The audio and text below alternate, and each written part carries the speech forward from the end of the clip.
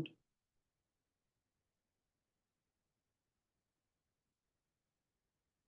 Hi, my name is Taz, and today I will be talking to you about the language of hands, sign language.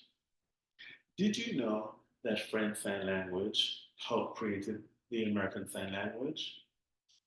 How about a community already marginalized, Gallaudet University, a deaf university, didn't allow Black students to attend until 1960.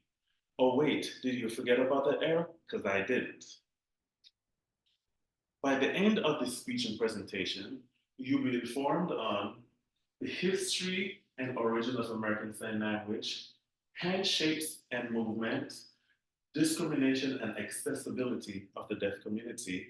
And you can, I sent an email with a presentation so you can follow along.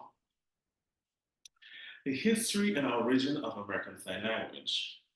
Spain introduced the earliest known provision of deaf education in 1614. In 1860, Thomas Gallaudet and Frenchman Laurent Clark traveled from Europe to the United States to create a deaf institution in the United States. The following year, what we know today as American Sign Language was created. This was a mixture of French Sign Language and Martha's Vineyard Sign Language. An important fact, the now named Gallaudet University got its name in the year 1986 when President Reagan signed the Education of the Deaf Act. Before, in 1894, Gallaudet College was named by deaf education pioneer Thomas Hopkins Gallaudet. Now that we have learned about the history and origin of American Sign Language, next I will be talking to you about handshakes and movements. In 1680, Scottish tutor George Delgarno taught students to lip read and fingerspell. The deaf depend a lot on lip reading and the fluency of signers.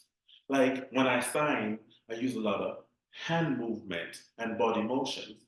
For example, with a handshake, for the letter C, for the letter G, it's I'm making the lowercase c with my thumb and my index finger.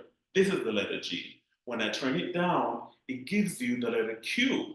Like for example, if I'm signing happy, I can't sign happy and then I'm sad. It's happy. If I'm signing excited, I have to be excited while I'm signing excited. I can't sign excited and look sad.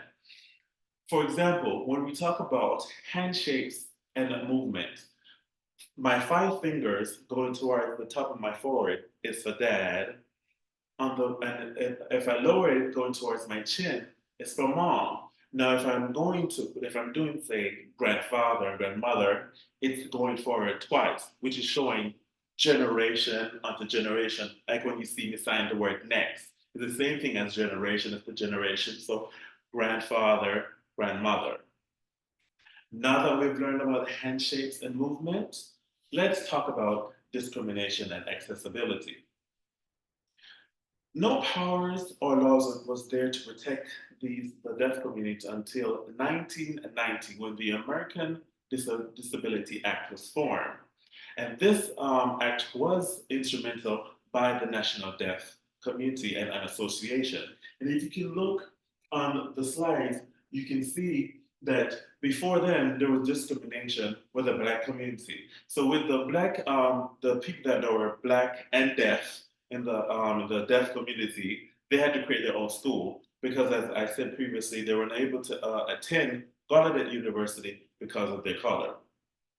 It was not until the 1960s when the teletype machines, TTY, were developed that they were able to communicate via phone.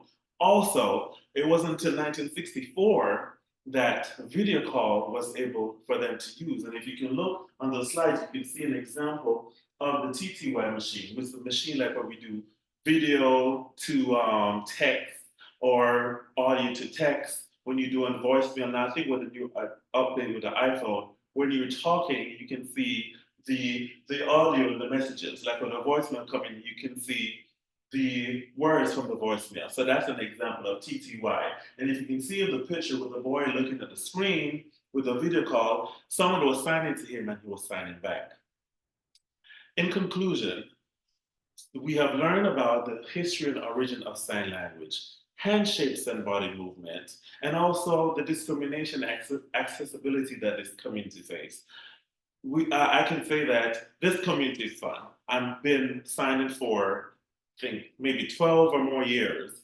I've learned sign language. I'm able to talk sign language. I had my own sign language choir. There's things in the society that we have gotten from the deaf community, like the flashing lights at the train station.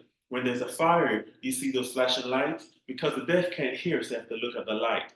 FaceTime, texting, all those stuff was from the deaf community and the resources that we use. So I'd encourage you to, hey, go on YouTube, watch videos, get involved with the deaf community. Thank you, and you rock.